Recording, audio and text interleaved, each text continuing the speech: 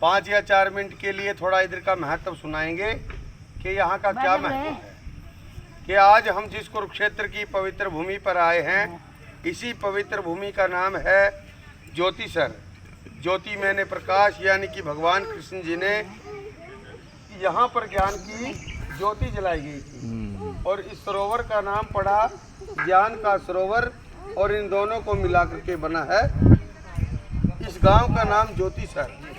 मंदिर पे आप देख के आए हैं आदि गुरु शंकराचार्य मंदिर। ये जो आदि गुरु शंकराचार्य जी थे, और क्या हुआ बच्चा, ये शंकर भगवान के ही अवतारी थे कि जितने भी हमारे प्राचीन मंदिर हुए हैं सभी की जो खोज की थी आदि गुरु शंकराचार्य जी ने की थी। आज से 1300 वर्ष पहले काशी पीठ से होते हिमालय जा रहे थे, जब उन्होंने पूरे भारत को घूमा और वो घूमते घूमते यहाँ पर भी आए और उन्होंने यहाँ पर बैठ के पूरा मेडिटेशन किया यानी कि ध्यान किया, महसूस किया इस बात को, और फिर उन्होंने कह दिया कि जो भगवान कृष्ण जी ने गीता सुनाई थी वो ठीक इसी जगह पर ही सुनाई गई थी। और ये दोनों सेनाओं के बीच का, प्रभु जी थोड़ा बहन जी को बैठने के लिए स्थान दें, तो और ये दोनों सेनाओं के बीच का वो मध्यम स्थान माना जाता है जी, यानी कि सेंटर पॉइंट। कि जब युद्ध के समय में, रण के समय में दोनों सेनाएं यहाँ पर आमने सामने खड़ी थी, तो अर्जुन कहने लगे भगवान कृष्ण जी से कि प्रभु मुझे ऐसे स्थान पर लेकर के जाइए जहाँ से मैं दोनों सेनाओं को मध्यम भूमि से देख सकूं। तब श्री कृष्ण जी अर्जुन को इस स्थान पर लेकर के आए थे और इधर आने के बाद सामने खड़ी सेनाओं में अपने भाई बंधुओं को देख करके अर्जुन को मोह हो गया था कि मेरे चाचा, मेरे ताऊ, मेरे भाई, मेरे बंधु, मेरे गुरुजन तो अपने हैं प्रभु, मैं मारूं तो कैसे मारूं। तब भगवान कृष्ण जी ने अर्जुन को कहा था कि अर्जुन आज आप इन कौरवों को मारो न मारो, लेकिन मारे यहाँ पर सभी जाएंगे, क्योंकि धर्म और अधर्म का युद्ध था। हे अर्जुन, आज मैं आपको ऐसी दिव्य दृष्टि देने जा रहा हूँ जो युगों युगों तक महान ऋषि मुनियों ने मेरे लिए बड़े बड़े जप किए गए हैं, तप किए गए हैं, योग किए गए हैं। बहन जी बोतल रह गया, अच्छा तो बैठ के आप भी सुन लो, 2 मिनट की बात है। तो प्रभु जी गीता के 11वें अध्याय में दिव्य दृष्टि देते हुए अर्जुन को गीता सुनाया था, और गीता सुनाते समय वो पेड़ भी सदा सदा के लिए अमर हो गए थे। तभी उस पेड़ का नाम पड़ा अक्षय वट।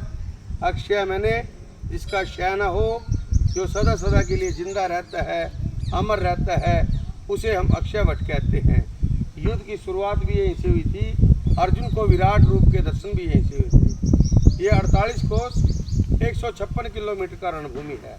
इसमें 5 जिले बन गए आज, कुरुक्षेत्र, करनाल, पानीपत, जींद और कैथल। जींद जिले में गांव पड़ता है पांडु पिंडारा, उधर में जाकर के युद्ध समाप्त हो गया था।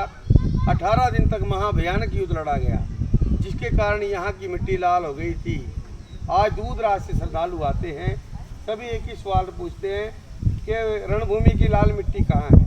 लेकिन खेतों में तो कहीं कहीं पर गहरी खुदाई होती है या बोर का काम होता है, तब वो लाल मिट्टी नजर आती है, लेकिन आम तौर पे दिखाई नहीं देती। तो प्रभु जी 18 अध्याय गीता के हैं, 700 श्लोक है उसमें, और पहले श्लोक में लिखा है कि धर्म क्षेत्र है कुरुक्षेत्र।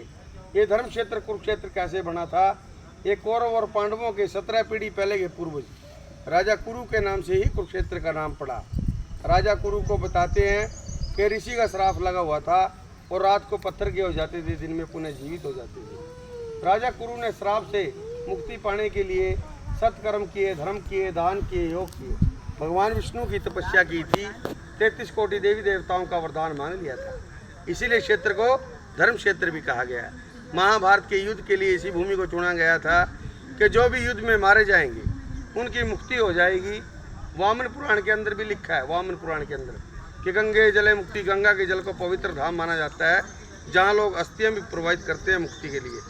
वाराणसी जलस्थल है, वाराणसी शंकर जी का धाम है।